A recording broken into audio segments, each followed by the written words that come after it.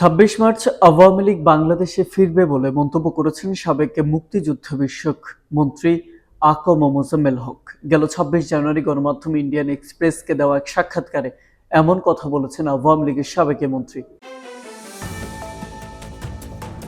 গণমাধ্যম Indian express প্রতিবেদন অনুযায়ী ছাত্র জনতার গণ অভ্যুত্থানে শেখ হাসিনা সরকারের পতনের প্রায় ৫ মাস পর ভারতে আত্মগোপনে থাকা আওয়ামী লীগের সাবেক মুক্তিযুদ্ধ বিষয়ক মন্ত্রী আকম মোজাম্মেল হক, নাহিম রাজ্জাক, আফম বাহাউদ্দিন নাসিম, পঙ্কজ দেবনাথ, সাইফুজ্জামান শিখর, আসাদুজ্জামান খান কামাল ও মাহবুবুল আলম হানিফের সঙ্গে কথা বলেছে গণমাধ্যমটি।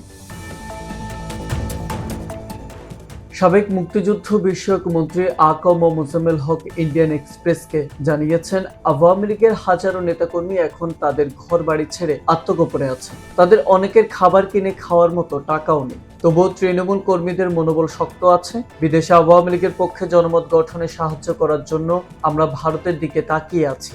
আকম মোজাম্মেল হক আরো বলেছেন, সিনিয়র নেতারা মনে করেন আমাদের সবার ২৬ মার্চ স্বাধীনতা দিবসে বাংলাদেশে ফিরে যাওয়া উচিত। অন্তর্বর্তী সরকার বাংলাদেশকে একটি ব্যর্থ রাষ্ট্রে উপনীতি করতে চায় দাবি করে মোজাম্মেল হক ইন্ডিয়ান এক্সপ্রেসকে জানিয়েছেন, গত আগস্টে থানা থেকে লুট হওয়া হাজার হাজার ছোট অস্ত্র উদ্ধারে কোনো চেষ্টা করা হয়নি। আমাদের সন্দেহ সমুদ্রের পথে আরও অস্ত্র বাংলাদেশে আসছে। পাকিস্তান যেমন একটি ব্যর্থ রাষ্ট্রে পরিণত হয়েছে, তেমনইভাবে বাংলাদেশকে একটি ব্যর্থ রাষ্ট্রে পরিণত করার সর্বাত্মক চেষ্টা চলছে। আর সাবেক স্বরাষ্ট্রমন্ত্রী আসাদুজ্জামান খান কামাল গণমাধ্যমটিকে বলেছেন, ২০২৪ সালের আগস্টের আগেও আওয়ামী লীগ বহু বছর ধরে বিরোধী দলে ছিল, কিন্তু দলটি এমন পরিস্থিতির মুখোমুখি আগে কখনো হয়নি। আওয়ামী লীগের যুগ্ম সাধারণ সম্পাদক মাহবুবুল আলম হানিফ টেলিফোনে ইন্ডিয়ান এক্সপ্রেসকে জানিয়েছেন, দলের ৩ লাখের বেশি কর্মী এখন বাংলাদেশে আত্মগোপনে আছেন।